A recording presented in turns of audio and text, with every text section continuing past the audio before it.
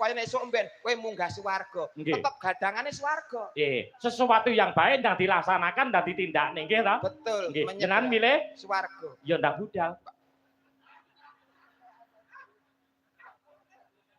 Oh, kepleset aku. Kepleset nggon menyegerakan iki mau. Lah dadi sesuatu ki ora kudu kok ngrungsung. Ora kesusu lho. Nggih. Oh, mati iki kabeh nglakoni. Nggih. Ora entuk wedi. Gelem ditandur ya kudu gelem dipanen. Nggih. Mula tembunge mati hurufe MATI. Tegese M, makhluk semua yang bernyawa pasti akan meninggal atau mati. Nggih mboten? Nggih. Terus M. Akan tetapi tidak tahu kapan tiba saat dan waktunya. Betul. Nggih mboten? Nggih. T. Tidak harus sakit dulu dan tidak harus tua terlebih dahulu. Nggih mboten? Nggih. I. Iki sing jenenge takdir. Oh, cetha. Oh. Matio. Wong mati kok iso iki dadi matio to jenenge. Orang rembug gon mati. Ning rembug ndongakne Mas Bayu.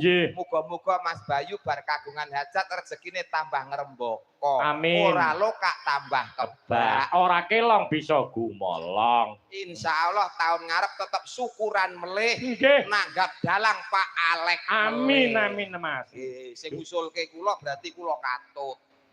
Nggih. Ngantek dalang Alek sok ben ganti dagelan. Titenono. Janji kula mayang jenengan mesti kula cangke wonten Samarinda ya tak cangke. Cangking. Sesuk jenengan teng pundi, Mas? Sesuk kula ten Kalteng, Pak. Lah kok ora pajak?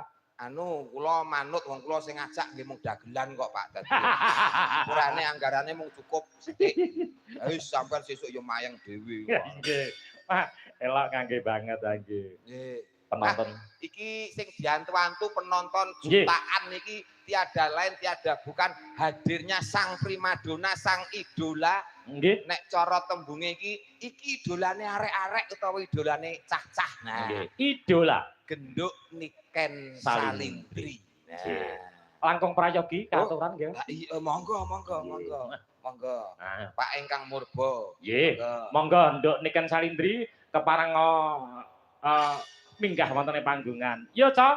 Di sepoti, Cok. Yo.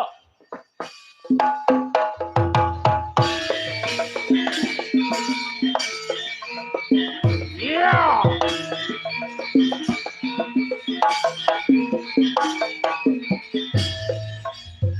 Mangga genduk Niken katuran minggah wonten ing panggo paring panglipur iya ora miyanti mugi berkah Allahumma amin penontonnya pada senang wayang pada di jalan Allah tadi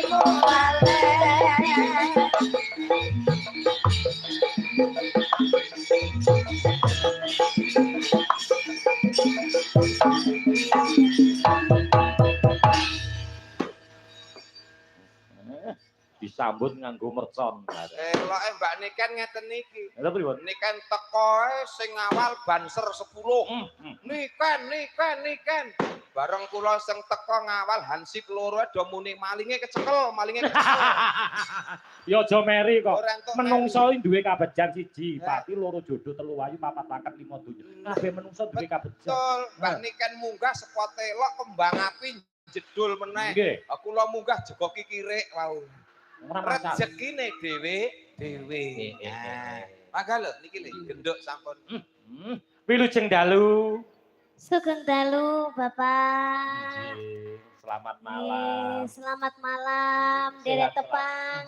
Kula Niken Salindri saking Kediri derek ajar nggih, Pak. Bilih mengke enten salah klentune kula nyuwun pangapunten. Nggih, ora masalah. Ning karo dalang tuwa lho, Nduk. Nggih, Pak. Jenengan paring asma Pak Alek. Pak Alek. Nggih. Lah kula kinten niku pas ngejep kula niku ta. Niki mengke dalange sinten? Kula ngoten ta. Sing gadah damel namine Pak Bayu. Nggih. Pak Bayu kan sing ngersakne kula piyambak niku sing telepon Pak Bayu piyambak.